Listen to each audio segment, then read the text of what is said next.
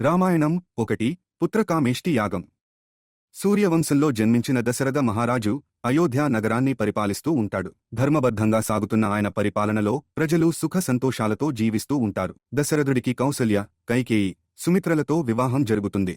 అయితే ఈ ముగ్గురి నుంచి వారసులు లేకపోవడం దశరథుడిని మానసికంగా బాధిస్తూ ఉంటుంది. తన ఆవేదనను ఆయన వశిష్ఠ మహర్షితో పంచుకుంటాడు. పుత్రకామేష్టి యాగం చేయడం వలన ఆశించిన ఫలితం లభిస్తుందని వశిష్ఠ మహర్షి చెబుతాడు. అందుకు అంగీకరించిన దశరథుడు తగిన సన్నాహాలు మొదలుపెట్టమని తన మంత్రి అయిన సుమంత్రుడిని ఆదేశిస్తాడు. సరయూ నదీ తీరంలో పుత్రకామేష్టి యాగం మొదలవుతుంది. ఎంతోమంది వేద పండితులు, మహర్షుల సమక్షంలో దశరథుడు యాగాన్ని పూర్తిచేస్తాడు. అత్యంత భక్తిశ్రద్ధలతో యాగాన్ని పూర్తిచేసిన కారణంగా యజ్ఞపురుషుడు ప్రత్యక్షమవుతాడు. దైవ సంబంధమైన ఒక పాయస పాత్రను దశరథుడికి అందజేస్తాడు.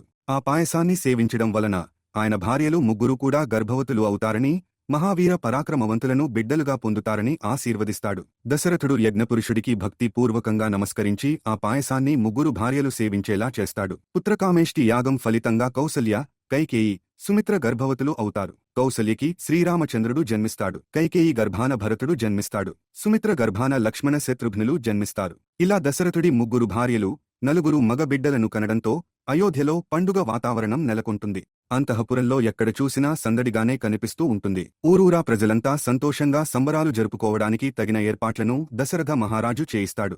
ఆ ఇంట్లోని పండుగ వాతావరణమే అయోధ్య అంతా కనిపిస్తూ ఉంటుంది. ఎంతో కాలంగా అనుభవిస్తూ వస్తున్న ఆవేదనకి ఔషధం దొరికినట్టుగా దశరథుడు ఆనందంతో పొంగిపోతుంటాడు. తన ముచ్చట తీర్చడానికి, అయోధ్య ప్రజలను ధర్మబద్ధంగా పాలించడానికి తనకి నలుగురు వారసులను ఇచ్చిన భగవంతుడికి ఆయన మనసులోనే కృతజ్ఞతలు తెలుపుకుంటాడు. దశరథుడు ఒకవైపున పాలనా సంబంధమైన వ్యవహారాలను చక్కబెడుతూనే మరోవైపున తన పిల్లలతో ఆటలాడుతూ ఆనందానుభూతులను పొందుతుంటాడు. వాళ్లు తప్పటడుగులు వేస్తూ ఉంటే చూసి మురిసిపోతూ ఉంటాడు.